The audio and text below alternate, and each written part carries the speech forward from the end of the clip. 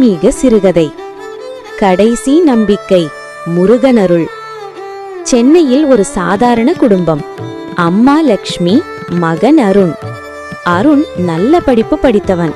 ஆனால் வேலை கிடைக்கவில்லை. ஒவ்வொரு இன்டர்வியூக்கும் சென்று தோல்வி.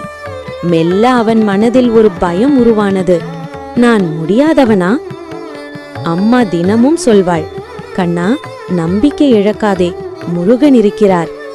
ஆனால் அருண் மனமுடைந்து போயிருந்தது.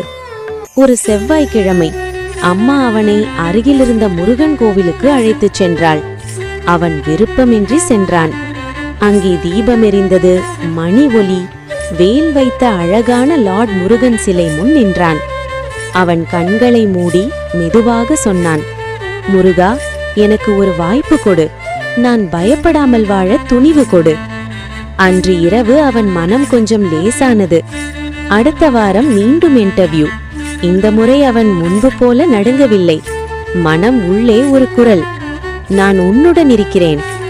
அவன் நிதானமாக பேசினான். கான்பிடன்ஸாக பதில் சொன்னான். 3 நாட்களுக்கு பிறகு போன் வந்தது. கங்க்ராச்சுலேஷன்ஸ், நீங்கள் செலக்ட் ஆகிவிட்டீர்கள். அருணின் கண்களில் கண்ணீர். அம்மா சிரித்தாள். அவள் சொன்னது ஒன்று மட்டும், முருகன் வெளியில் இல்லை கண்ணா, நீ பயத்தை விட்ட அந்த நொடியே அவர் உன் உள்ளத்தில் தோன்றினார். அந்த நாளிலிருந்து அருண் ஒவ்வொரு செவ்வாயும் ஓம் சரவணபவா 11 முறை சொல்ல ஆரம்பித்தான். பயம் இருக்கும் வரை தோல்வி இருக்கும். நம்பிக்கை வரும்போது வெற்றி தொடங்கும். செவ்வாய்க்கிழமை முருகனருள் நினைத்தால் உள்ளத்தின் துணிவு விழிக்கும்.